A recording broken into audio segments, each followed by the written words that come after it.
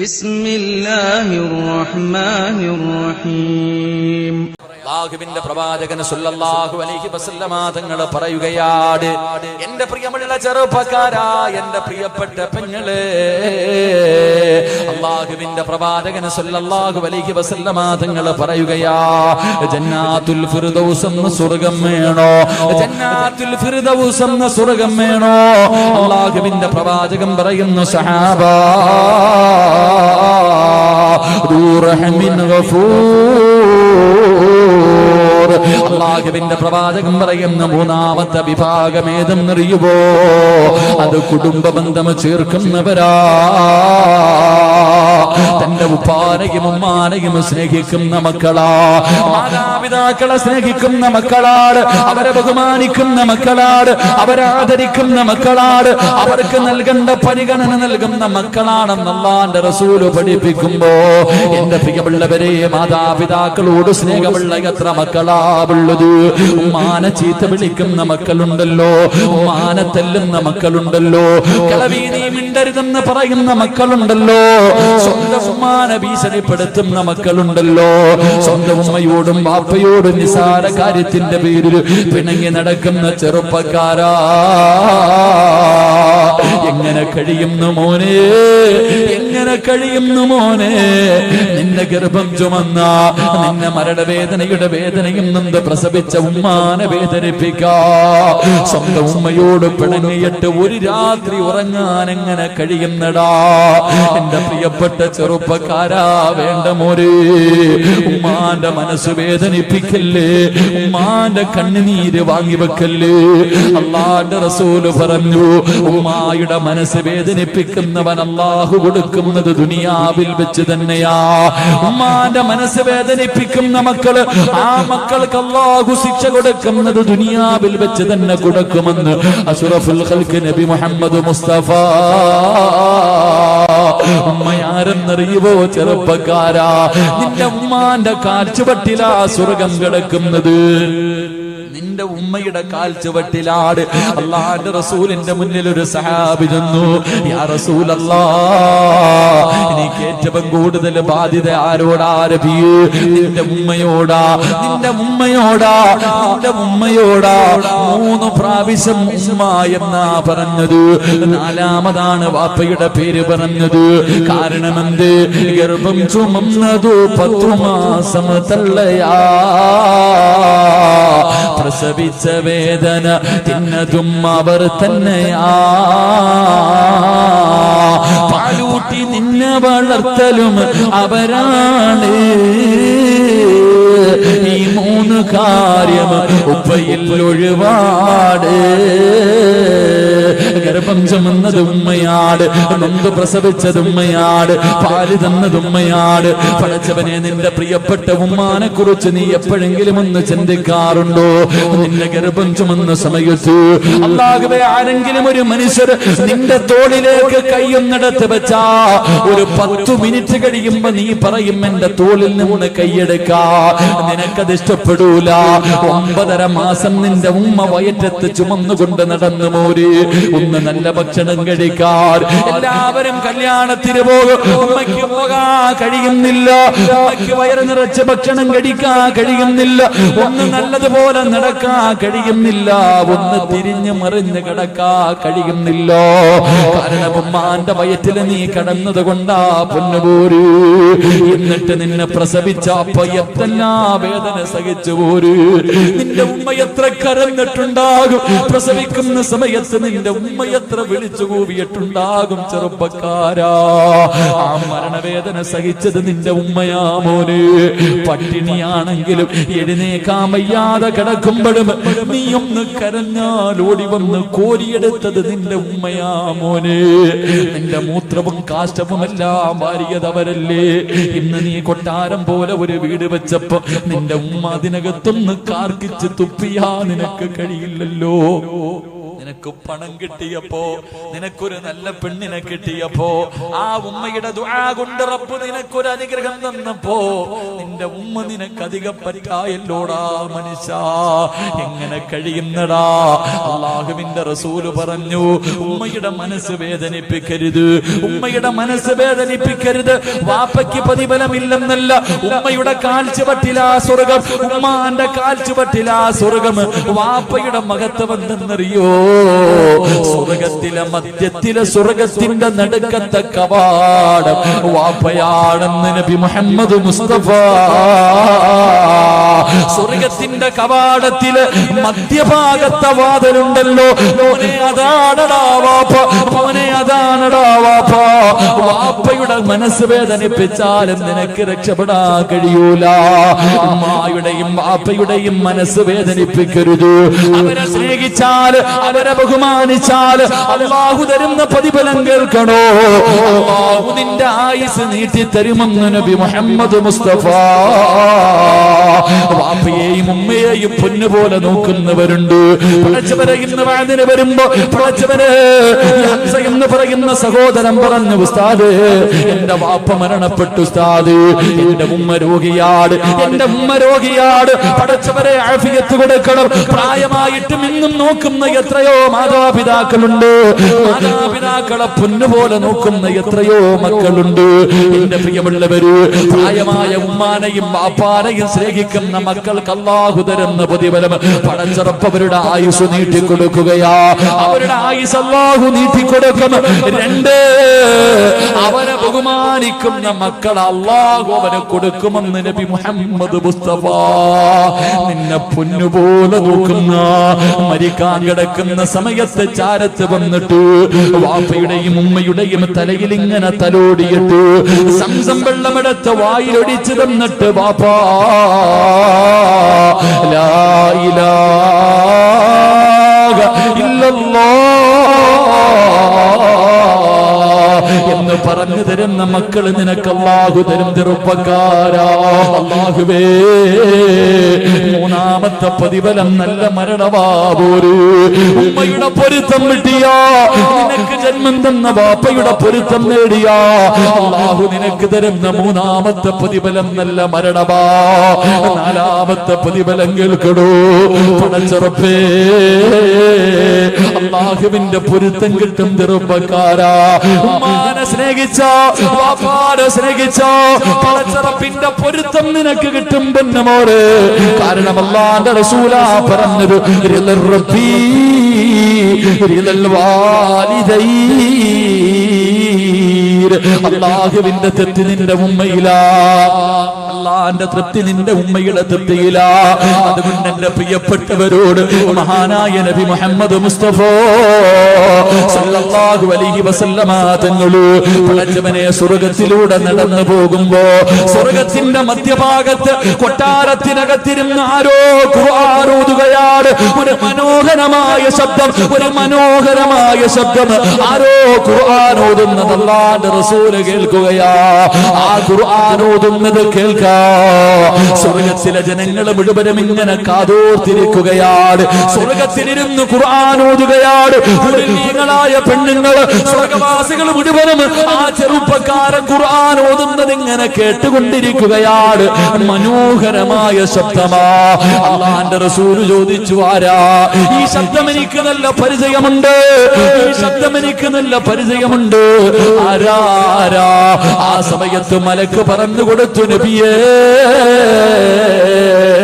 Haris bin Nu'man, Haris bin Nu'man.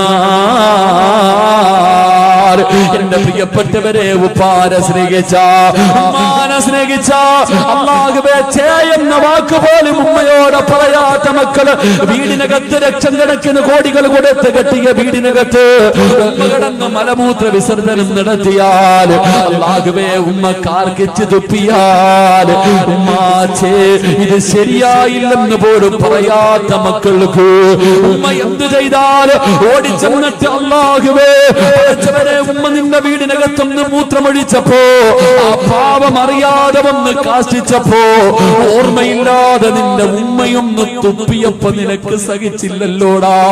നിന്റെ വീട്ടിലല്ലേ തുപ്പിയത്, പക്ഷേ നീ എവിടെയാടാ?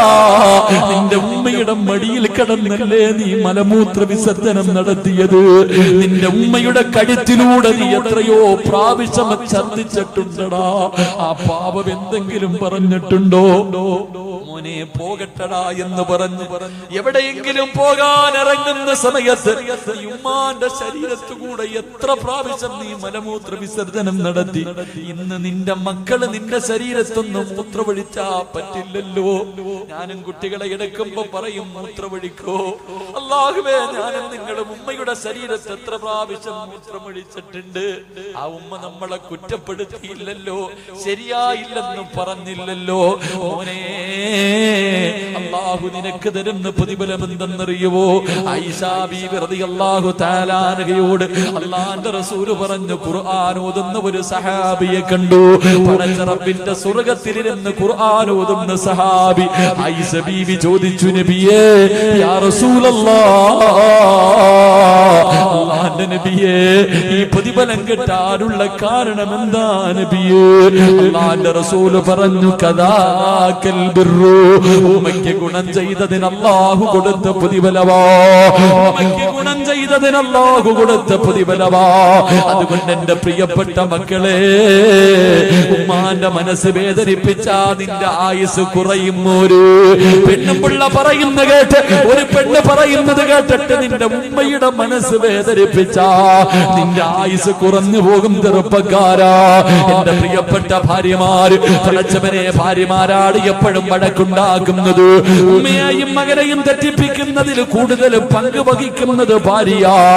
നിനക്കറിയാനിട്ടാ പെണ്ണ്, നിനക്കറിയാനിട്ടാ പെണ്ണ്, നിന്റെ ഭർത്താവിനെ ഉമ്മയിൽ നിന്ന് പിരിപ്പിച്ചാ നഷ്ടം നിനക്കാ പെങ്ങള്. നിനക്കാ മനുഷ്യനെ കൂടുതൽ കാലം കിട്ടൂല. എന്റെ പ്രിയമുള്ളവരെ, റസൂലുള്ള പറയുകയാ, ഉമ്മയുടെയും വാപ്പയുടെയും മനസ്സ് വേദനിപ്പിക്കുന്നവന്റെ ആയുസ് അല്ലാഹു കുറച്ചു കളയും. രണ്ട്, നീ നിന്റെ വാപ്പയോട് ചെയ്തതുപോലെ നിന്റെ മക്കളും നിന്നെ കരയിപ്പിക്കുമ്പോ ഒരു കരിവേപ്പിലയുടെ വില പോലും നിന്റെ മക്കള് നിനക്ക് തരൂല. സ്വന്തം വാപ്പാന് അല്ലാഹുവേ വേദനിപ്പിക്കുന്ന മക്കളെ അല്ലാഹു നിനക്ക് തരുമെന്ന് നബി മുഹമ്മദ് മുസ്തഫ. മുഹമ്മദ് മുസ്തഫ, വാപ്പാ, നീ നിന്റെ ഉപ്പാനെയും ഉമ്മാനെയും വേദനിപ്പിച്ച വല്ലാഹി സത്യം നിന്റെ മക്കളും നിന്നെ വേദനിപ്പിക്കും. വാപ്പാ, പ്രായമാകുന്ന കാലത്ത് നിന്നെ വീട്ടിൽ നിന്ന് അടിച്ചിറക്കും. നിന്നെ കണ്ണുനീര് കുടിപ്പിക്കുന്ന മക്കള് അല്ലാഹു നിനക്ക് തരുമെന്ന് നബി മുഹമ്മദ് മുസ്തഫ. മൂന്നാമത്തെ പ്രതിഫലം കേൾക്കടോ, വാപ്പയുടെയും ഉമ്മയുടെയും കണ്ണ് നിറയിപ്പിക്കുന്നവൻ അല്ലാഹു കൊടുക്കുന്ന ശിക്ഷ കേട്ടടോ. എന്റെ പ്രിയപ്പെട്ട ചെറുപ്പക്കാരാ, ഉമ്മ ഒരു സ്ഥലത്തേക്ക് പോകല്ലേ എന്ന് പറഞ്ഞാ പോകല്ലേ മോര്. ഉമ്മ പോകണ്ടെന്ന് പറഞ്ഞാ പോകണ്ട. പിന്നെയും നീ ഇറങ്ങിപ്പോയാ അല്ലാഹു നിനക്ക് തരുന്ന ശിക്ഷ കേൾക്കണോ. മഹാനായ ഫളിൽ എന്ന് പറയുന്ന ഒരു ചെറുപ്പക്കാരനുണ്ടായിരുന്നു. ഈ ചരിത്രം ഈ പാതിരാത്രി ഒരുമിച്ച് കൂടി യുവത്വത്തിനുള്ളതാ. മറക്കല്ലേ മോര്. കരിമ്പാറയിൽ എഴുതി വെച്ചതുപോലെ നിന്റെ ഹൃദയത്തിൽ എഴുതി വെച്ചോ. അല്ലാഹുവിന്റെ റസൂൽ പറയുകയാ, ഫളിൽ എന്ന് പറയുന്ന ഒരു ചെറുപ്പക്കാരനുണ്ടായിരുന്നു. വാപ്പ മരണപ്പെട്ടു പോയി, ഉമ്മ മറ്റൊരു വിവാഹം കഴിച്ചില്ല. പൊന്നുമോന് വേണ്ടിയാ ജീവിക്കുന്നത്. ഇന്നും അതുപോലെ എത്രയോ ഉമ്മമാരുണ്ട്. വിവാഹം കഴിക്കാൻ അവസരമുണ്ടായിട്ട് ഞാൻ പെണ്ണ് കെട്ടിയ എന്റെ മക്കൾ അയാൾ സ്നേഹിക്കത്തില്ലല്ലോ. പടച്ചവരെ, എന്നിട്ട് പോലും വിവാഹം കഴിക്കാതെ മക്കൾക്ക് വേണ്ടി ജീവിക്കുന്ന ഉമ്മമാര്. ഫളിൽ എന്ന് പറയുന്ന ചെറുപ്പക്കാർ കൂട്ടുകാര് മുഴുവനും ഒരിക്കൽ പറഞ്ഞു, ഫളിലേ, ഞങ്ങളെല്ലാവരും കഅബ കാണാൻ പോകുകയാ, നീയും കൂടെ വരുന്നു. ഫളിലേ, ഞങ്ങളൊക്കെ ഉംറയ്ക്ക് പോകുകയാ, നീ വരുന്നു. ഫളിൽ എന്ന ചെറുപ്പക്കാരൻ പറഞ്ഞു, എന്റെ ഉമ്മാനോട് ചോദിക്കാതെ ഞാൻ വരൂല, എന്റെ ഉമ്മയോട് ചോദിക്കാതെ ഞാൻ വരൂല. ഫളിൽ എന്ന ചെറുപ്പക്കാരൻ ചെന്നിട്ട് പ്രായമായ ഉമ്മയോട് ചോദിച്ചു, ഉമ്മ, എല്ലാരും ഉംറയ്ക്ക് പോകുന്നു, ഞാൻ കൂടെ കൂടെ പോകട്ടെ ഉമ്മ, ഞാൻ ഇന്ന് വരെ മക്ക കണ്ടിട്ടില്ല ഉമ്മ. ഉമ്മ പറഞ്ഞു മോനെ നീ പോയാ എനിക്കാരുമില്ലടാ ഫദില്, നീ പോയാ എന്നെ ആര് നോക്കും ഫദില്, എന്റെ പൊന്നുമോ പോകണ്ട എന്ന് ഉമ്മ പറയുകയാ. ഫദിൽ എന്ന് പറയുന്ന ചെറുപ്പക്കാരൻ കൂട്ടുകാരുടെ അടുക്കൽ ചെന്നിട്ട് പറഞ്ഞു എന്റെ ഉമ്മ എനിക്ക് അനുവാദം തന്നില്ല. കൂട്ടുകാർ മുഴുവനും കളിയാക്കി, എടാ കറങ്ങാനല്ല വിളിച്ചത്, എടാ അല്ലാഹുവിന്റെ കഅബ കാണാനാ വിളിച്ചത്, എന്നിട്ട് പോലും നിന്റെ ഉമ്മ നിനക്ക് അനുവാദം തരുന്നില്ലല്ലോ. കൂട്ടുകാർ മുഴുവനും കളിയാക്കിയിട്ട് മക്കയിലേക്ക് പോകുകയാണ്. ഫദിൽ എന്ന് പറയുന്ന ചെറുപ്പക്കാർ വീണ്ടും ചെന്നിട്ട് ഉമ്മയോട് ചോദിച്ചു, ഉമ്മാ ഞാൻ പോകട്ടെ ഉമ്മ? വേണ്ടടാ പൊന്നുമോനെ. ആ ചെറുപ്പക്കാരന് വല്ലാത്ത ദേഷ്യം തോന്നി. ഉമ്മയുടെ അനുവാദത്തിന് കാത്തു നിന്നില്ല. പടച്ചവരെ, മക്ക എന്ന് പറയുന്ന പരിശുദ്ധമായ കഅബ കാണാ ഉമ്മയുടെ മനസ്സ് വേദനിപ്പിച്ചിട്ട് ഇറങ്ങി പോവുകയാ. ഉമ്മയുടെ മനസ്സ് വേദനിപ്പിച്ചിട്ട് ഇറങ്ങി പോവുകയാ. പടച്ചവനെ, നടന്നു പോകുമ്പോ മനസ്സിന്റെ ഉള്ളില് സമാധാനമില്ല, ഉമ്മയുടെ പൊരുത്തവുമില്ല, കൂട്ടുകാരുടെ കൂടെ എത്താനും കഴിഞ്ഞില്ല. ഫദിലെന്ന് പറയുന്ന ചെറുപ്പക്കാർ മനസ്സിന് സമാധാനമില്ലാതെ നടന്നു പോകുമ്പോ അവിടെ നിന്ന് ചിന്തിച്ചു, അല്ലാ ഒന്ന് പള്ളിയിൽ കയറി നിസ്കരിക്കാമല്ലോ, അല്ലാ നിസ്കരിച്ചാ മനസമാധാനം കിട്ടുമല്ലോ, നിസ്കരിച്ചാ മനസമാധാനം കിട്ടുമല്ലോ. ഫദിലെന്ന് പറയുന്ന ചെറുപ്പക്കാരൻ ഒന്നുമെടുത്ത് പള്ളിക്കകത്ത് കയറി നിസ്കരിച്ചു കൊണ്ടിരിക്കുമ്പോ നാട്ടുകാർ മുഴുവനും പള്ളിയിലേക്ക് ഓടുകയാണ്. നാട്ടുകാർ മുഴുവനും പള്ളിയിലേക്ക് ഓടി വരികയാ. കാരണം എന്തെന്നറിയുമോ? ആ നാട്ടിൽ വലിയ ഒരു കൊള്ള നടന്നു, ഒരു മോഷണം നടന്നു. മോഷ്ടിച്ചവൻ ഓടിയത് പള്ളിയുടെ ഭാഗത്തേക്കാണ്. കള്ളനെ പിടിക്കാൻ എല്ലാവരും ഓടി വരുമ്പോ ഫദിലെന്ന് പറയുന്ന ചെറുപ്പക്കാരൻ പള്ളിക്കകത്ത് നിൽക്കുകയാ. അവനാണ് കള്ളനെന്ന് കരുതിയിട്ട് നാട്ടുകാർ മുഴുവനും പിടിച്ചു കെട്ടുകയാണ്. നാട്ടുകാർ മുഴുവനും പിടിച്ചു കെട്ടുകയാണ്. എല്ലാവരും ഫദിലിനെ തല്ലുകയാ, എല്ലാവരും ഫദിലിനെ തല്ലുകയാ. പടച്ചവരെ, എന്നിട്ട് കൊടുത്ത ശിക്ഷ എന്തെന്നറിയോ?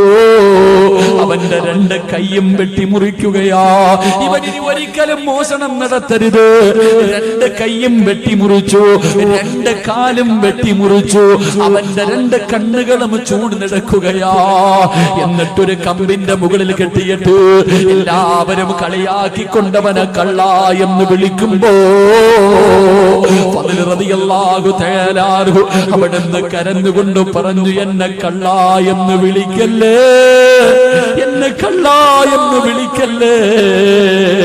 എന്റെ ഉമ്മയുടെ മനസ്സ് വേദനിപ്പിച്ചതിന് അല്ലാഹു എനിക്ക് തന്ന ശിക്ഷയാ. എന്റെ ഉമ്മയുടെ കണ്ണ് നിറയിപ്പിച്ചതിന് പടച്ചറപ്പെനിക്ക് തന്ന ശിക്ഷയാ.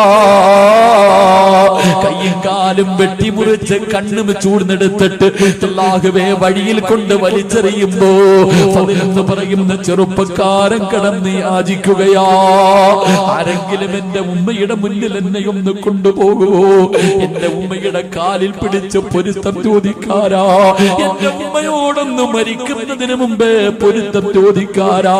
എന്റെ ദുനിയാവും പോയി എന്റെ ആഖിറവും കൂടെ നഷ്ടപ്പെടുത്തല്ലോ. തെരുവിൽ കിടന്ന് മരണത്തോട് മല്ലടിക്കുമ്പോ അല്ലാഹുവേ ഫദിലെന്ന ചെറുപ്പക്കാരൻ കിടന്ന് യാചിക്കുകയാണ്. ഏതോ വഴിയാത്രക്കാര് പറഞ്ഞ അടയാളം വെച്ചൊരു വീടിന്റെ മുന്നിൽ കൊണ്ടുവച്ചു, ഒരു വീടിന്റെ മുന്നിൽ കൊണ്ടുവച്ചു. അല്ലാഹുവേ, വാതില് തുറന്നൊരു പ്രായമുള്ള ഉമ്മ ഇറങ്ങി വന്നു. വാതില് തുറന്നൊരു പ്രായമുള്ള ഉമ്മ ഇറങ്ങി വന്നു. കൊണ്ടുപോയവർ ചോദിച്ചു, ഈ കിടക്കുന്ന പയ്യനെ അറിയുമോ? ഈ കിടക്കുന്ന മനുഷ്യനെ അറിയുമോ? ഉമ്മ നോക്കിയപ്പോ കൈയില്ല, കണ്ണില്ല, കാലില്ല, രക്തത്തിൽ കുളിച്ച് കിടന്ന് മരണത്തോട് മല്ലടിക്കുന്ന ഒരു ചെറുപ്പക്കാരൻ. ഉമ്മയ്ക്ക് മനസ്സിലായില്ല, തന്റെ പൊന്നാര മകനാണെന്ന് മനസ്സിലായില്ല. ഉമ്മ പറഞ്ഞു, എനിക്കറിയില്ല. ഉമ്മ പറഞ്ഞു, എനിക്കറിയില്ല. ഉമ്മയുടെ ശബ്ദമങ്ങ് കേൾക്കും ഫദിലെന്ന ചെറുപ്പക്കാരൻ വിളിക്കുന്നു, ഉമ്മ. ഞാനാ ഉമ്മ, നിങ്ങൾ നിങ്ങളുടെ മനസ്സ് വേദനിപ്പിച്ചിട്ട് അല്ലാഹുവിന്റെ കഅബ കാണാൻ പോയ ഫളിലാ ഉമ്മ, എനിക്ക് അല്ലാഹു തന്ന ശിക്ഷയാ ഉമ്മ. തന്റെ പ്രിയപ്പെട്ട പൊന്നാര മകനെ എടുത്ത് മടിത്തട്ടിൽ പിടിച്ചിട്ട് അല്ലാഹുവേ ആ ഉമ്മ കരയുകയാ.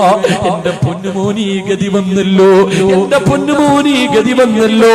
എന്റെ പ്രിയപ്പെട്ടവരെ, ഈ ദുനിയാവിൽ വെച്ച് പടച്ചുറപ്പ് കൊടുത്ത ശിക്ഷയാ. സിനിമയ്ക്ക് പോയതല്ല, കറങ്ങാൻ പോയതല്ല, കളി കാണാൻ പോയതല്ല, പടച്ചുറപ്പിന്റെ കഅബ കാണാൻ ഉമ്മയുടെ പൊരുത്തമില്ലാതെ ഇറങ്ങിപ്പോയ മകൻ അല്ലാഹു കൊടുത്ത ശിക്ഷയാ. അല്ലാഹുവേ, ഞാനും നിങ്ങളും എത്രയോ പ്രാവശ്യം നമ്മുടെ ഉമ്മാനെ വേദനിപ്പിച്ചിട്ടുണ്ട്. എന്തൊക്കെയോ നമ്മൾ പറഞ്ഞു പോയിട്ടുണ്ട്, എന്തൊക്കെയോ നമ്മുടെ ഉമ്മാനെ നമ്മൾ പറഞ്ഞു പോയിട്ടുണ്ട്. പലപ്പോഴും ആ പാപത്തിന്റെ മനസ്സ് വേദനിപ്പിച്ചിട്ടുണ്ട്. അതുകൊണ്ട് ചെറുപ്പക്കാരാ, ഇന്ന് നിന്റെ ഉമ്മയുടെ ദിവസമാടാ. ജീവിച്ചിരിപ്പുണ്ടെങ്കിൽ ഇന്ന് വഴുതുകിടന്ന് വീട്ടിലേക്ക് കടന്നു ചെന്നിട്ട് ഉറങ്ങുന്നതിന് മുമ്പ് നിന്റെ പെറ്റുമ്മാന്റെ കാല് പിടിച്ചിട്ട് കരമോനെ എനിക്ക് പൊരുത്തപ്പെട്ടു തരണേ, എനിക്ക് പൊരുത്തപ്പെട്ടു തരണേ, ഇല്ലെങ്കിൽ എനിക്കൊരിക്കലും രക്ഷപ്പെടാൻ കഴിയൂല. ഉമ്മയുടെ കാല് പിടിച്ചിട്ട് കവിളിൽ വെച്ച് ചവിട്ടടാ പോരെ, ഉമ്മാന്റെ കാലിന്റെ ചുവട്ടിൽ ചുംബിക്കടാ ചെറുപ്പക്കാരാ. അവിടെയാ മോനെ സ്വർഗം ഇരിക്കുന്നത്. എന്നിട്ട് വാപ്പയുടെ കയ്യിൽ പിടിച്ചിട്ട് പറയണം, വാപ്പാ നിങ്ങൾ സ്വർഗത്തിന്റെ മധ്യഭാഗത്തെ കവാടവാ. സ്വർഗത്തിന്റെ കവാടങ്ങളിൽ മധ്യഭാഗത്തെ കവാടം നിങ്ങളാ വാപ്പാ. നിങ്ങളുടെ മനസ്സ് വേദനിപ്പിച്ചാൽ എനിക്ക് സ്വർഗം പോയിട്ട്, സ്വർഗത്തിൽ കിടക്കുന്നത് പോയിട്ട് സ്വർഗമൊന്ന് കാണാൻ പോലും എനിക്ക് യോഗ്യതയില്ല വാപ്പാ.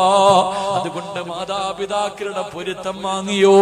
ഇനി മരണപ്പെട്ടവനാണെങ്കിലും പള്ളിക്കാട്ടിലേക്ക് പൊക്കോ. ഈ സദസ്സിലിരിക്കുന്നവരിൽ എത്രയോ പേര് വാപ്പ മരിച്ചവരുണ്ട്, ഉമ്മ മരിച്ചവരുണ്ട്. പക്ഷേ ഈ മരിച്ച വാപ്പാനെ ഇന്ന് വരെ നീ ഒന്ന് സ്വപ്നം കണ്ടിട്ടുണ്ടോ? എല്ലാവരും പറയും എന്റെ ഉപ്പ മരിച്ചു, ഉമ്മ മരിച്ചു, അവർക്ക് അല്ലാഹു നല്ല മരണം കൊടുത്തെന്ന് പറയുന്നവരാ. പക്ഷേ സ്വന്തം ഉപ്പാനെ സ്വപ്നം കാണാ യോഗമുണ്ടോ ചെറുപ്പക്കാരാ? വാപ്പാ, നിന്റെ ഉപ്പാനെ ഇന്ന് വരെ നീ കണ്ടിട്ടുണ്ടോ? നിന്റെ ഉമ്മാനെ ഇന്ന് വരെ നിനക്കൊന്ന് സ്വപ്നം കാണാ ഭാഗ്യം കിട്ടിയിട്ടുണ്ടോ? നിനക്കതിനുള്ള യോഗം കിട്ടൂല, നിനക്കതിന് കഴിയൂല.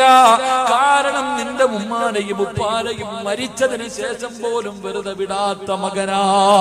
ജീവിച്ചിരുന്ന കാലത്തും സന്തോഷം കൊടുക്കില്ല, മരിച്ചാലും വെറുതെ വിടൂല. അല്ലാഹുവേ, കബറിനകത്ത് കിടന്ന് കണ്ണീരാ. എന്റെ വാപ്പയുടെയും ഉമ്മയുടെയും ഇന്നത്തെ അവസ്ഥ എന്തെന്നറിയുവോ? കബറിനകത്ത് കിടന്ന് യാചിക്കുന്നു, അല്ലാ എനിക്കെന്റെ മക്കള് ദുആ ചെയ്യുന്നില്ല അല്ലാ. ഈ ലോകത്താരെങ്കിലും എനിക്ക് വേണ്ടി ഒന്ന് ദുആ ചെയ്യണേ എന്ന് കബറിൽ കിടന്ന് കബറാളി യാചിക്കുമെന്ന് നബി മുഹമ്മദ് മുസ്തഫ. സ്വന്തം ഉമ്മാനെ തെണ്ടിപ്പിച്ച മക്കളെ, സ്വന്തം വാപ്പാനെ യാചിപ്പിക്കുന്ന മക്കളെ, ഒരു ജീവിച്ചിരുന്ന കാലത്ത് പോലും ഒരു മനുഷ്യന്റെ മുന്നിലും കൈനീട്ടിയിട്ടില്ലടാ. അവര് കൈനീട്ടാതെ പട്ടിണി കിടന്നിട്ട് നിന്നെ വളർത്തി. ഇന്നാ പാവങ്ങള് തെണ്ടുകയാ, കബറിനകത്ത് കിടന്ന് ദുആയ്ക്ക് വേണ്ടി തെണ്ടുകയാ. അവര് രക്തം വിയർപ്പാക്കി അധ്വാനിച്ചുണ്ടാക്കിയ പണത്തിന്റെ മുകളിൽ കിടന്ന് സുഖിക്കുന്ന മുസ്ലിമേ, നാളെ ഇതാണ് നിന്റെ ഗതിയും, നാളെ ഇത് തന്നെയാ നിന്റെ ഗതിയും.